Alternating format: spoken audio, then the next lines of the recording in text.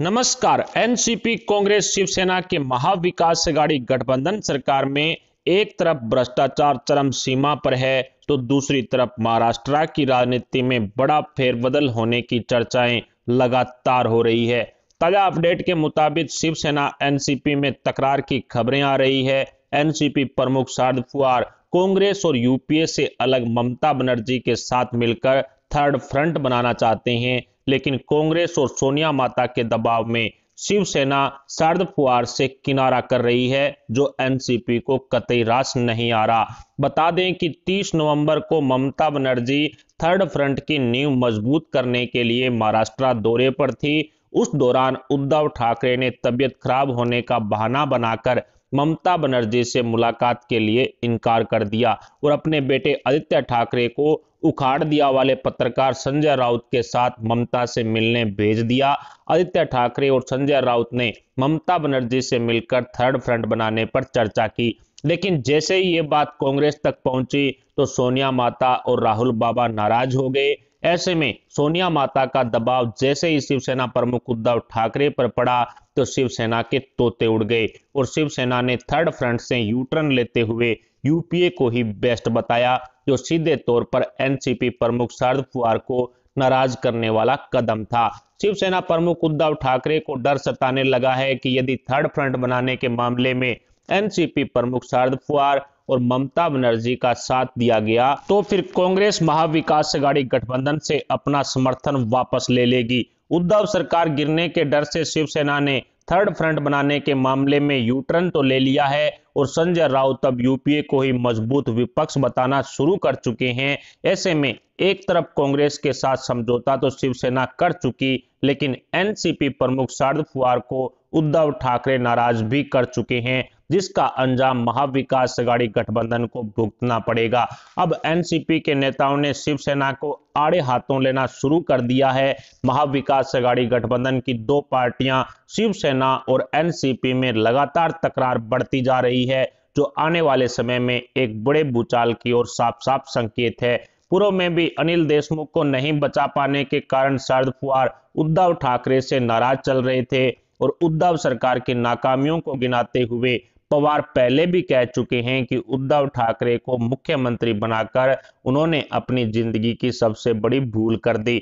इस गलती को सुधारने की तैयारी में एनसीपी सुप्रीमो शरद पवार नजर आने लगे हैं, क्योंकि आजकल शरद पवार अपने पावर प्ले का प्रयोग करते हुए दिल्ली में डेरा डालकर लगातार बीजेपी नेताओं से संपर्क साध रहे हैं। ऐसे में एनसीपी के नेताओं और उनके मंत्रियों पर भ्रष्टाचार के लगे आरोपों से बचने की जुगत शरद पवार बैठाना चाहते हैं। जांच एजेंसियों की रफ्तार को कम करने या फिर जांच रोकने के लिए शरद पवार किसी भी हद तक जा सकते हैं, जिसमें एक ऑप्शन बीजेपी को समर्थन कर महाराष्ट्र में सरकार बनाने वाला भी है, जिस पर पिछले कई दिनों से लगातार खबरें भी आ रही है कि NCP supremo Sharad Pawar BJP को समर्थन कर सकते हैं, जिसकी वजह से महाराष्ट्र में भारतीय जनता पार्टी सरकार भी बना सकती है। बीजेपी नेता और केंद्रीय मंत्री नारायण राणे मार्च 2022 तक महाविकास अघाड़ी गठबंधन सरकार गिरने की भविष्यवाणी भी कर चुके हैं। उनकी तरफ से साफ कहा गया है कि महाविकास अघाड़ी गैंग में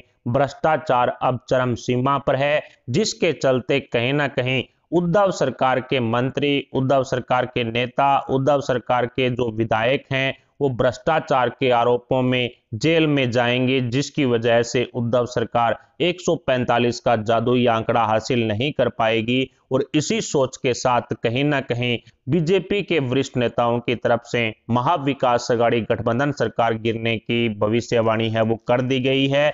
बीजेपी के वरिष्ठ नेता की तरफ से मार्च 2022 तक महाराष्ट्र में देवेंद्र फडणवीस के नेतृत्व में बीजेपी की सरकार बनाने का दावा भी ठोक दिया गया है।